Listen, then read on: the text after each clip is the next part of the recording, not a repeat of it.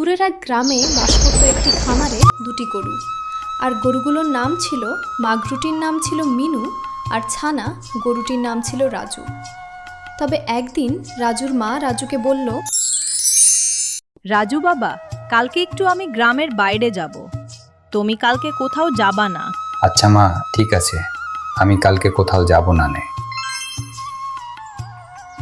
রাজুর মা পরের দিনকে গ্রামের বাইরের উদ্দেশ্যে রওনা দিল।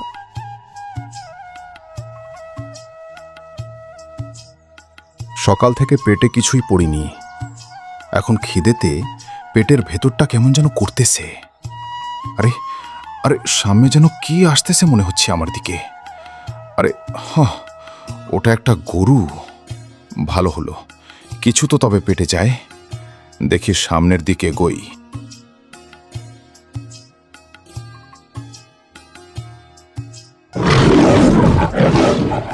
আরে ওটা মনে হচ্ছে বাঘ, তাড়াতাড়ি এখান থেকে পালাতে হবে, নয়তো আমাকে খেয়ে নেবে। দাঁড়া দাঁড়া বলছি। ওরে বাবা রে, আমাকে কেউ বাঁচাও।